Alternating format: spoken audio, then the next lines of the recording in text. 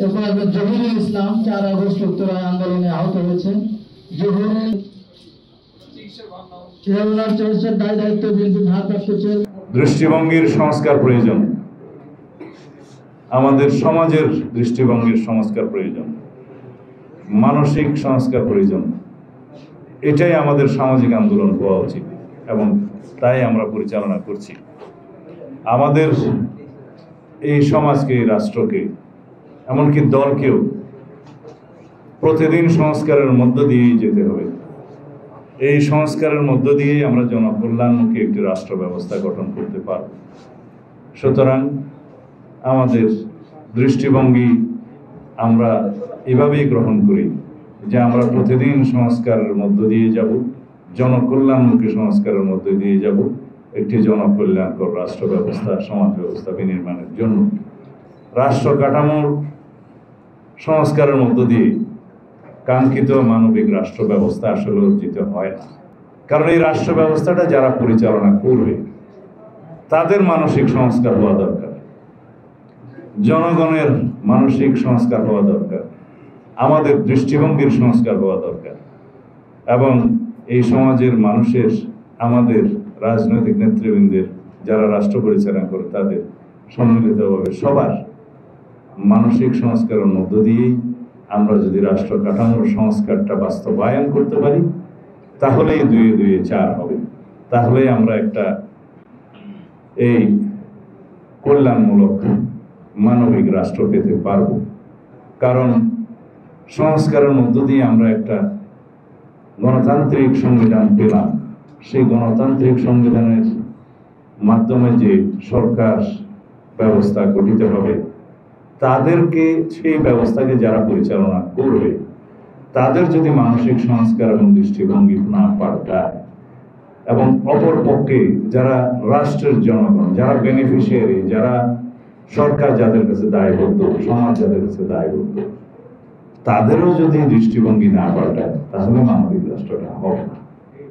আমাদের মাননীয় ভারপ্রাপ্ত চেয়ারম্যান জনাব তারেক রহমানের মানবিক উদ্যোগ, সেই উদ্যোগটাকে আমরা শুধু একটা দলীয় ব্যানারে না রেখে এটাকে যেন আরো বৃহৎ পরিসরে একটা নামকরণ করতে পারি, তাহলে আমার মনে হয় এটা ভালো হবে এবং দেশের মানুষ আরো ভালোভাবে এটা গ্রহণ করবে। করছি তো আমরা সবার জন্য।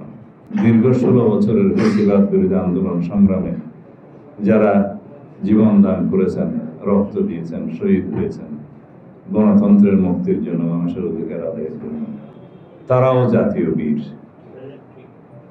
শুধুমাত্র 2024-এর জুলাই আগস্টের ছাত্র গণ অভ্যুত্থান 36 দিনে হয়েই একটি ফ্যাসিবাদের পতন হয়েছে তা নয়। এই রক্তের সিঁড়ি তৈরি হয়েছে দীর্ঘ 16 বছরের রক্তক্ষয়ী আন্দোলনের মধ্য দিয়ে। যে আন্দোলন করতে গিয়ে 2023 সালের হিসাব পর্যন্ত, 2023 সাল পর্যন্ত 2-1টি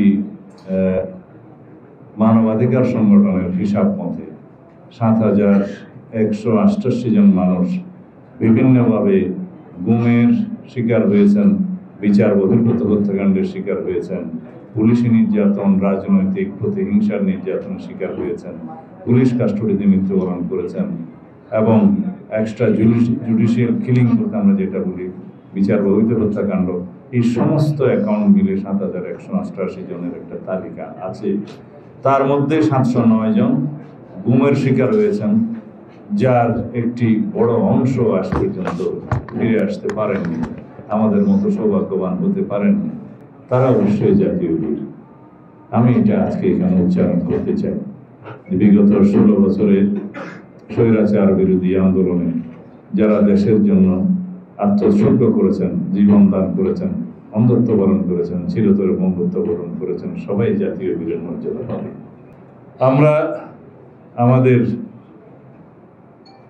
দায়বদ্ধতা আছে, আমাদের দল হিসাবে এই সমাজের কাছে, রাষ্ট্রের কাছে। এই সমাজেরও দায়বদ্ধতা আছে, এই রাষ্ট্রের দায়বদ্ধতা আছে। কাদের প্রতি? যারা এই দীর্ঘ 16-17 বছরের স্বৈরাচার বিরোধী, ফ্যাসিবাদ বিরোধী আন্দোলন, জনগণের অধিকার আদায়ের জন্য ত্যাগ স্বীকার করেছেন, তাদের প্রতি সেই দায়বদ্ধতা কিরকম? রাষ্ট্রের ক্ষমতা যারা পরিচালনা করেন তাদেরকে রাষ্ট্রীয় দায়বদ্ধতা পালন করতে হবে। আমরা দেখেছি এই অন্তর্বর্তীকালীন সরকারের কিছু উদ্যোগ, যারা শহীদ হয়েছেন তাদের জন্য অবশ্য তালিকাটা নিয়ে এখনো প্রশ্ন আছে, এটাও পূর্ণাঙ্গ। যদি আমরা জাতিসংঘের রিপোর্ট অনুসারে বলি, সেই তালিকা হওয়া উচিত 1400-এরও বেশি, কিন্তু তারা এই তালিকা নিয়ে ঘোষণাপত্রে বলছেন 1000-এর অধিক, কোনো কোনো হিসাব মধ্যে 700 কতজনের কথা বলেন। আমাদের দুর্ভাগ্য, আমরা সেই তালিকাটা এখনো সঠিকভাবে প্রণয়ন করতে পারিনি, কারণ রাষ্ট্রের যারা দায়িত্বে আছেন, সরকার পরিচালনা করছেন, তাদের আরো একটু এই ব্যাপারে সচেতন হওয়া উচিত ছিল। যেহেতু হসপিটালের রেজিস্টার গায়েব করা হয়েছে, যেহেতু অনেক জায়গায় গণকবর দেওয়া হয়েছে, এগুলো উদ্ঘাটনের জন্য অবশ্য কিছু সময় লাগবে, তারপরে এই উদ্যোগটা নেওয়া উচিত